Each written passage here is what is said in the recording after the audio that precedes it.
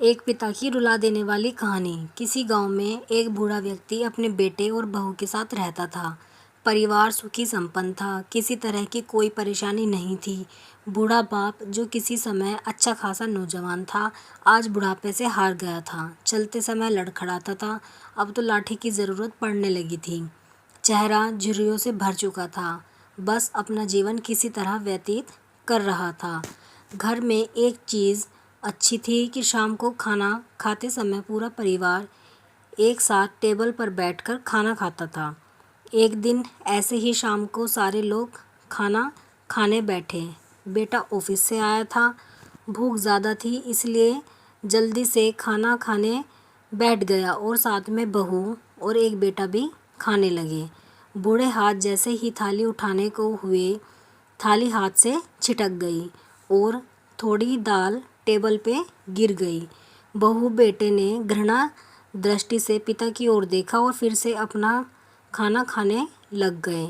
बूढ़े पिता ने जैसे ही अपने हिलते हाथों से खाना खाना शुरू किया तो खाना कभी कपड़ों पे गिरता तो कभी ज़मीन पर।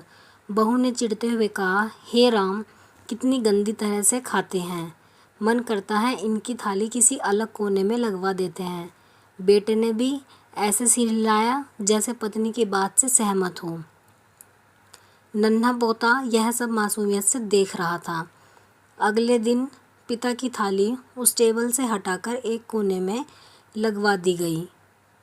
पिता की डबडबाती आंखें सब कुछ देखते हुए भी कुछ बोल नहीं पा रही थी। बूढ़ा पिता रोज की तरह खाना खाने लगा। खाना कभी इधर गिरता कभी उधर। छोटा बच्चा पोता अपना खाना छोड़कर लगातार अपने दादा की तरफ देख रहा था। माँ ने पूछा, क्या हुआ बेटे, तुम दादाजी की तरफ क्या देख रहे हो और खाना क्यों नहीं खा रहे? बच्चा बड़ी मासूमियत से बोला, माँ, मैं सीख रहा हूँ कि वृद्धों के साथ कैसा व्यवहार करना चाहिए। जब मैं बड़ा हो जाऊँगा और आप लोग बूढ़े हो जाओगे तो मैं भी आपकी इसी तरह कोने में खाना खिलाया करूँगा। बच्चे के मुंह से ऐसे सुनते ही बेटे और बहू दोनों कांप उठे। शायद बच्चे की बात उनके मन में बैठ गई, क्योंकि बच्चे ने मासूमियत के साथ एक बहुत बड़ा सबक दोनों लोगों को दिया था।